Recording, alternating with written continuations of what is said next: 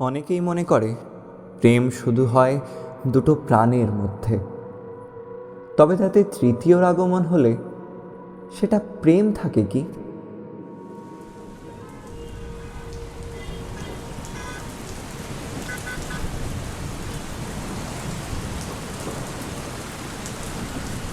তুই কি মেঘলাকে কিছুই বলবি না?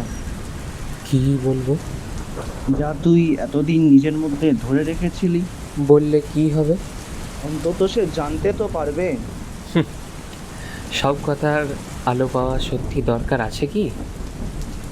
কিছু কথা মনের আধারে থাকলেও মন্দ হয় না।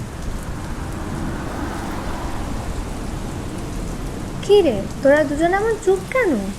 কিছু না। সত্যি কিছু না? তাহলে এড়িয়ে যাচ্ছিস কেন?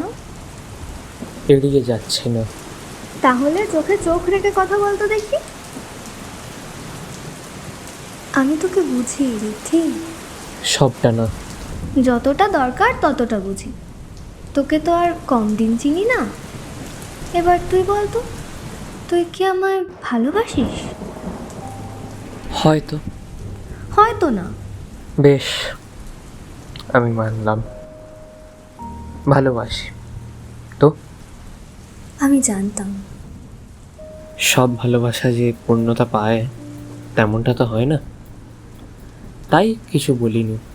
কিন্তু সত্যিটা তোর জানা দরকার। জানি, তবু বল।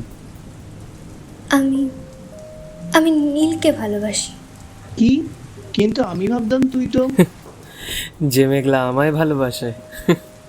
দেখ রিদ্ধি, আমি চাই না এর জন্য আমাদের বন্ধুত্বের গায়ে যেন কোনো আঁচড় আসুক। আঁচড় আসবে না। তুই নিশ্চিত? বন্ধুত্ব এত দুর্বল হলে বোধ হয় এতদিন টিকতো না। তুই রাগ করলি না? রাগ করার কি আছে? তবু তুই সুখে থাকলেই হলো। দেখ, একটা কথা প্রমিস কর, আমরা যেন সেই আগের মতোই থাকি। আগের মতো কিছুই হয় না নীল, কিছুই থাকে না। তাহলে মানুষ মানুষ শুধু একটু বড় হয়ে যায়।